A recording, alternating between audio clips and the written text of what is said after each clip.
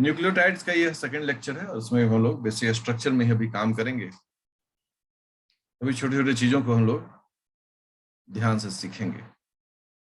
ये hands on work है, मतलब कि आपको स्ट्रक्चरल प्रैक्टिसेस करना होंगे। जो प्रीवियस लेक्चर था उसमें हम लोगों ने adenine, guanine, cytosine, uracil, thymine, इन सब का स्ट्रक्चर देखा था। अगर हम ब्रीफ करें तो कैसे स्ट्रक्चर एक बार होता है, एक बार इसको हम जस्ट आपके साथ डिस्कस कर दे रहे हैं। ठीक है, अगर यहाँ पर दोनों जगहों पर कीटोन हो जाए, यहाँ पर हाइड्रोजन, यहाँ पर मिथाइल, ठीक है, 1 2 3 4 5 6, ये हो जाता है थायमीन। इसे मिथाइल की जगह हाइड्रोजन हो जाए तो हो जाएगा यूरासिल। अब यहाँ पर कुछ नहीं, जहां पर कुछ नहीं दिखाया जा रहा वहां पर हाइड्रोजन होता है। अगर आप देखें तो सिमिलर लुक अलाइक स्ट्रक्चर है, यहाँ पर भी हाइड्रोजन है। और चलिए हम हाइड्रोजन लिख ही देते हैं। यहाँ पर भी 1 2 3 4 5 6, और ये हो गया यूरासिल। जबकि साइटोसिन में जब हम देखते हैं तो साइटोसिन में थोड़ा पिक्चर बदला रहता है। यहाँ पर 4th पोजीशन पर एक अमीनो ग्रुप होता है, यहाँ डबल बॉन्ड होता है। यहाँ पर एज यूजुअल कीटोन है, यहाँ हाइड्रोजन है, यहाँ हाइड्रोजन है। अगर आप गौर करें सभी लोग स्ट्रक्चर में तो हम केंद्रित कर सकते हैं कि कौन कौन जगहों पर बदलाव देखा जा रहा है। ठीक है ना, ये सभी जगह हैं जहां पर हम लोग कॉमनली कोई बदलाव जो होता है वो ऑब्जर्व करते हैं। मतलब तीसरा जगह नहीं, सेकंड पॉइंट पर तो नहीं ही करते, इसको हटा देते हैं क्योंकि ये भी लुक लाइक। तो दो जगहों पर हम लोग सामान्य रूप से डिफरेंसेस हमेशा देखते हैं। अगर इसी क्रम में हम आगे बढ़ें और आगे बढ़ने पर अगर देखें प्यूरिन्स में, तो प्यूरिन्स में भी एक खास पैटर्न हमें सब स्ट्रक्चर दिखता है।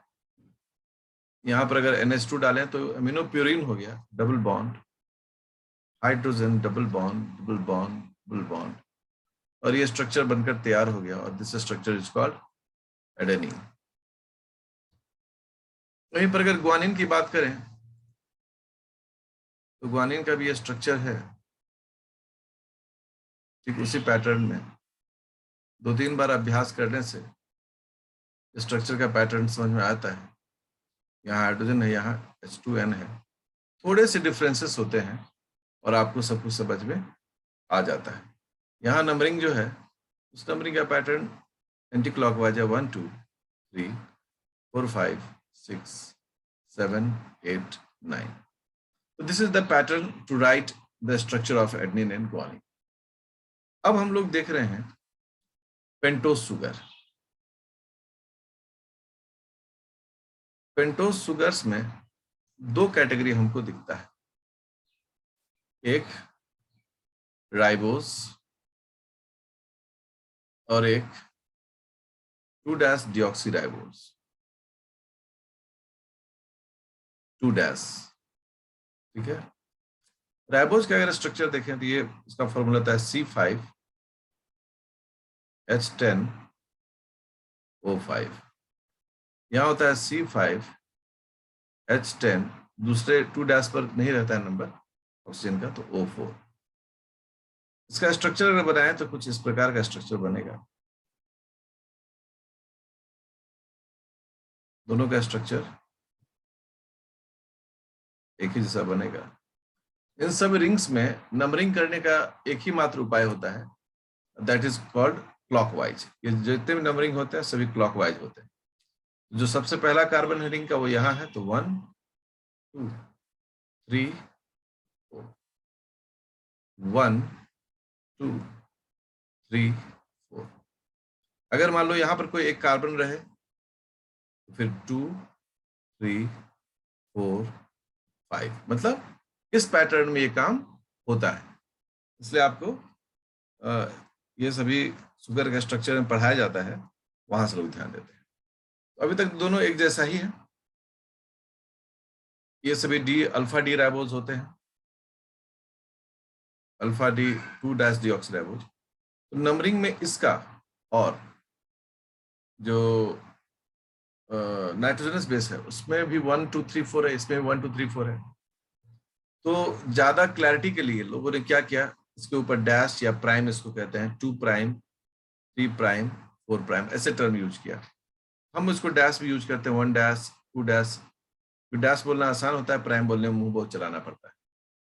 अब इस स्ट्रक्चर को देखते हैं हम लोग, तो यहाँ पर हाइड्रोजन है, नीचे ऑक्सीजन है, सेकेंड पोजिशन पर भी hydrogen oxygen hydrogen oxygen hydrogen, और चूंकि 5 कार्बन का है तो CH2OH यहाँ पर रहता है, और ये हो गया नंबर 5'। ठीक उसी प्रकार से पहले पोजीशन पर 1HOH, सेकेंड पोजीशन पर HH, क्योंकि यहाँ पर OH नहीं रहता है, 2' पर OH नहीं रहता है, 3' पर HOH, और चौथे पर होता है CH2OH। इस प्रकार से 5' भी यहाँ पर आ गया। ये इसके नंबरिंग के पैटर्न होते हैं। तो alpha D ribose and alpha D 2' deoxyribose, 2 प्रकार के पेंटोज शुगर हमको दिखता है नाइट्रोजनस बेसेस साथ जुड़ते हुए न्यूक्लियोटाइड्स में। अब ये देखिए अल्फा डी राइबोज का स्ट्रक्चर बनाया गया, ठीक है। अब इसको हम थोड़ा सा इसमें कलाकारी करते हैं। जितने OH उतने हाथ, एक OH एक हाथ, दूसरा OH दूसरा हाथ, तीसरा OH तीसरा हाथ, चौथा OH चौथा हाथ। अर्थात कहने का मतलब है कि एक राइबोज शुगर में 4 हाथ होते हैं। इन चारों हाथ से ये रिएक्शंस कर सकता है। ये चारों हाथ जो है वो रिएक्टिव है। मतलब क्या है, कोई भी हाथ जो आप देख रहे हैं ये रिप्रेजेंट कर रहा है इसके तो ये रिएक्टिव है। तो सभी के दिमाग में आ जाना चाहिए कि राइबोज में 4 हाथ हैं जिससे वो रिएक्शन कर सकता है, जैसे दूसरों से हैंडशेक करता है, हाथ मिला सकता है। लेकिन वहीं पर अगर हम लोग बात करें किसकी, डीऑक्सीराइबोज की, 2' डीऑक्सीराइबोज की, तो यहाँ पर पिक्चर बदल जाता है। और वो क्या है, एक हाथ जो है वो गायब हो जाता है। क्यों गायब हो जाता है, क्योंकि वहां पर O तो अब है नहीं। तो डीऑक्सीराइबोज में क्या हो गए, 3 ही रिएक्टिव हैंड्स हैं। तो राइबोज जो है वो चतुर्भुज है, 4 भुजाधारी है, 4 हाथ वाला है। और डीऑक्सीराइबोज जो है वो त्रिभुज है, मतलब 3 भुजाधारी है, उसमें 3 हाथ है, 3 तरह से वो रिएक्ट कर सकता है। जो 2' पर है वहां पर क्या है, ये सिर्फ हाइड्रोजन रखता है दोनों तरफ। तो ये एक बेसिक फाउंडेशन है आपके नॉलेज को शार्प करने के लिए। फॉस्फेट की बात आती है तो न्यूट्रल पीएच पर तो फॉस्फेट ही कहते हैं, एसिडिक पीएच पर हम लोग फॉस्फोरिक एसिड कहते हैं। क्योंकि साइटोप्लाज्म में नॉर्मली न्यूट्रल पीएच होता है, इसलिए हर जगह ये फॉस्फेट यूज होता है। फॉस्फेट जब भी यूज होता है तो फॉस्फेट पेंटावैलेंट होता है और इसमें 5 ऑक्सीजन जुड़ा रहता है। एक ऑक्सीजन डबल बॉन्ड से जुड़ गया, खुश है। बाकी सभी जो है उस पर एक माइनस चार्ज रहता है। इस प्रकार से यह स्ट्रक्चर देखा जाता है। रहा पॉइंट फॉस्फोरिक एसिड का, चूंकि ये एसिड है तो सभी OH जो है उस पर एक प्रोटॉन जुड़ जाएगा और ये हो जाएगा OH। ये होता है फॉस्फोरिक एसिड। क्योंकि न्यूट्रल पीएच पढ़ रहे हैं तो हम लोग इसको ऐसे मानते हैं। अब ये फॉस्फोरिक एसिड बताने का मेरा क्या मकसद था कि जितने OH उतने हाथ। तो फॉस्फेट के पास कितने हाथ, 1 2 3। फॉस्फोरिक एसिड में 3 हाथ, मतलब 3 जगहों से यह रिएक्शन कर सकता है, रिएक्टिव है इसके तीनों OH ग्रुप। तो एक बेसिक हमारी जो समझ है वह विकसित हो जा रही है। अब है कि एक न्यूक्लियोटाइड जब हम बनाते हैं, न्यूक्लियोटाइड जब बनाते हैं तो नाइट्रोजनस बेस को जोड़ा जाता है शुगर के साथ और शुगर को जोड़ा जाता है फॉस्फेट के साथ, तो ये न्यूक्लियोटाइड बन जाता है। शुगर में हम नॉर्मली अभी हम राइबोज शुगर लेते हैं, ठीक है ना। राइबोज शुगर में कितने हैंड? 4 हैंड्स। और फॉस्फेट में कितने हैंड्स? 3 हैंड्स। ये इसलिए बता रहे हैं ताकि आपको इसको बातें समझ में आए। अब नाइट्रोजनस बेसिस चूंकि 2 प्रकार के होते हैं, तो इसमें हम 2 कैटेगरी बांट रहे हैं। पहला प्यूरीन नाइट्रोजनस बेस के लिए, दूसरा पैरामिडीन नाइट्रोजनस बेस के लिए। प्यूरीन नाइट्रोजनस बेस के टर्म में प्यूरीन का जो 9वां कार्बन है नाइट्रोजन N7, सॉरी N9, ये, और पैरामिडीन का N1 पहला नाइट्रोजन, ये जुड़ता है शुगर के साथ। जब ये शुगर के साथ जुड़ता है राइबोज के साथ, यहां लिख देते हैं बीच में ब्रैकेट में राइबोज, यहां पर भी लिख दे रहे हैं राइबोज। और अब देखते हैं कि राइबोज के किस पोजीशन से जुड़ता है। तो राइबोज के 1 डैश से ये जुड़ता है, यहां पर भी राइबोज के 1 डैश से जुड़ता है। और फॉस्फेट अगर जोड़ना हो तो सबसे फर्स्ट ऑप्शन में 5 डैश है जिससे फॉस्फेट जुड़ता है दोनों, ठीक है, 5 डैश से।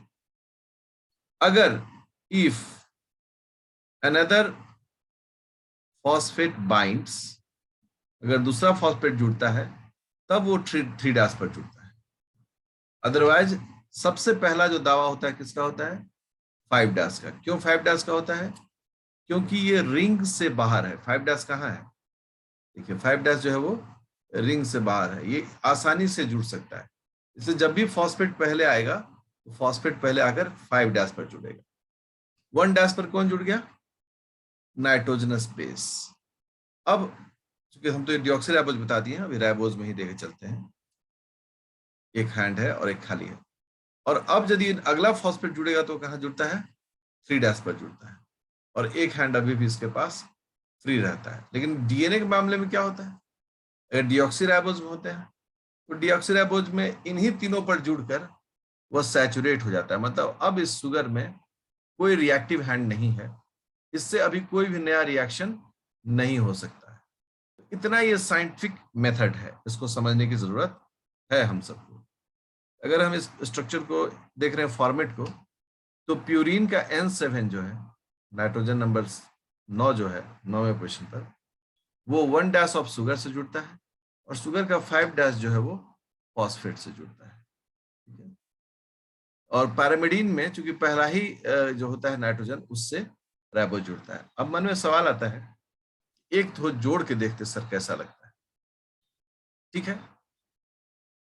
हम किसी सिंपल को उठाते हैं, हम बना रहे हैं एडेनिन राइबोज फॉस्फेट, ठीक है। तो सबसे पहले स्ट्रक्चर ड्रॉ कर ले हम लोग एडेनिन का।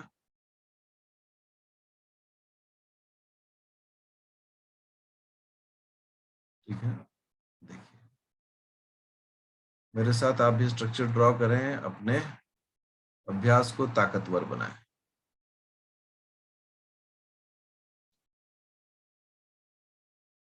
ये हो गया एडेनिन। हमको कौन सा नंबर का इसमें यूज करना है उसको हम लोकेट करते हैं, नंबर 9। और यहाँ पर एक हाइड्रोजन है, हमको जिस नंबर की जरूरत है हम उसी को लेते हैं। अब दूसरा जो मॉलिक्यूल है इसका वो है राइबोज। राइबोज में 1 डैश ऊपर जुड़ेगा तो उल्टा हमको स्ट्रक्चर से बनाना पड़ेगा, ठीक है ना। तो अगर हम इसको बनाएं, थोड़ा सा हम ऐसे बना देते हैं कि आपके लिए आसान हो जोड़ना। तो देखिए इसको उलट के हम बना दिए। अब पहला हम थोड़ा इसको नीचे और ले आते हैं, ठीक है ना, थोड़ा स्पेस देते हैं।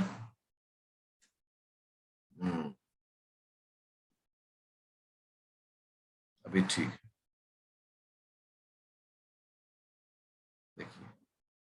ये OH हो गया, बाकी हमको बहुत जरूरत तो है नहीं, इसको ले लेते हैं, लेकिन कर ही देते हैं, तो अब बोलिएगा कि बाकी OH कहाँ गया। ठीक है, ये आ गया। और रहा फॉस्फेट,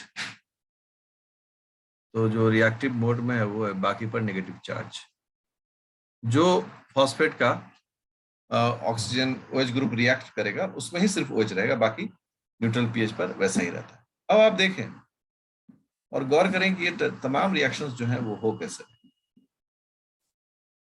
देखिए, ये हाइड्रोजन और ये OH मिलकर बाहर, ये OH मिलकर बाहर, पहला। हम थोड़ा सा इसको ये कर देते हैं, शेडेड कर देते हैं, तो आपको देखने में और भी अच्छा लगेगा। ये नाइट्रोजन और ये OH, ये N9 का, और 1' जो है, 1' का ये है ना, 1', ये 5', ये OH। और दूसरा कहाँ का है? दूसरा है कि ये H और ये OH,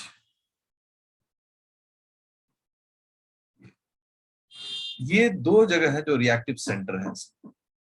दोनों जगह क्या है इसके? Reactive centre. और अब क्या है कि ये जो ऑक्सीजन होता है, ये जो नाइट्रोजन होता है, इस पर जो लोन पेयर इलेक्ट्रॉन होता है वो न्यूक्लियोफाइल अटैक करता है कार्बन के न्यूक्लियस पर और उसको तोड़कर बाहर ले जाता है।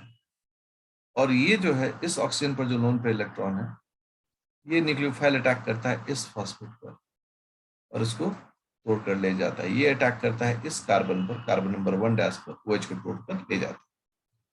तो यहां से एक निकला एक वाटर मॉलिक्यूल, यहां से निकला एक दूसरा वाटर मॉलिक्यूल। जो रिएक्शन का फंडामेंटल है वह है न्यूक्लियोफिलिक अटैक। ठीक, इसको हम लोग Na से इंडिकेट कर रहे हैं, यही Na यहां पर भी है, न्यूक्लियोफिलिक अटैक। तो फंडामेंटली यही है। अब यदि हम इसको अगले स्टेप में देखें और इन सबको हटा दें यहां से, ये देखिए ऐसे ऐसे, और ये ओके, तुम मत जाओ, ठीक है। तो अब ये आपस में जुड़ जाएंगे, तो क्या हो गया कि ये नाइट्रोजन जो है वो कार्बन नंबर 1 से जुड़ गया, 5' का जो है वो अब सीधे फॉस्फेट से जुड़ गया। जैसे ये घटना हुई, इस पूरे स्ट्रक्चर को हम लोग क्या कहते हैं? न्यूक्लियोटाइड। ये जो बॉन्ड बना उसको हम लोग कहते हैं N glycosidic bond. This is called N glycosidic bond. कई जगह पर इसको ऐसे भी लिखते हैं लोग, N9 तीर का निशान, C1', ठीक है। अब हम इसको N9 को हटा देते हैं, ठीक है ना, इसको हम फ्रेश लिख दे रहे हैं। तीर का निशान 1' N ग्लाइकोसिडिक लिंकेज या बॉन्ड, ये हो गया 9 1' न्यूक्लियोफिल अटैक कौन कर रहा है? 9, ये N जो है वो कर रहा है तीर का निशान। और यहां पर क्या होगा? ये हो गया 5' फॉस्फो डायस्टर बॉन्ड। इस प्रकार से एक न्यूक्लियोटाइड में दो हमें बॉन्ड्स मिलते हैं। एक तो मिलता है ग्लाइकोसिडिक बॉन्ड या ग्लाइकोसिडिक लिंकेज, और दूसरा फॉस्फोडाइस्टर बॉन्ड। और इस प्रकार से एक न्यूक्लियोटाइड जो है वो तैयार हो जाता है। यहां पर थायमीन, राइबोज और फॉस्फेट को जोड़ा जा रहा है, एक फॉस्फेट। तो ये जो स्ट्रक्चर है थायमीन का है, इसमें N1 जो है इस पर हाइड्रोजन है, और वो 1' फॉस्फेट जो है उसके साथ ये रिएक्ट करेगा एंजाइम के प्रेजेंस में और टूट जाएगा वाटर मॉलिक्यूल में। ठीक उसी प्रकार से 5' पर जो OH है उसका ऑक्सीजन न्यूक्लियोफिलिक अटैक करेगा और फॉस्फेट को OH को तोड़कर बाहर निकाल देगा। यहाँ पर भी जो ग्लाइकोसिडिक बॉन्ड होगा वो कौन सा ग्लाइकोसिडिक बॉन्ड होगा? यहाँ पर इसको कहते हैं 1 लिखने पर मतलब नाइट्रोजन 1 पोजिशन पर जो है, और हो गया 1 ग्लाइकोसिडिक लिंकेज हो गया। और यहाँ पर जो कहे उसको हम लोग कहे 5 फॉस्फोडाइस्टर बॉन्ड, और ये यहाँ पर इस तरीके से ये जो बन गया वो बन गया थाइमोसाइन मोनोफॉस्फेट।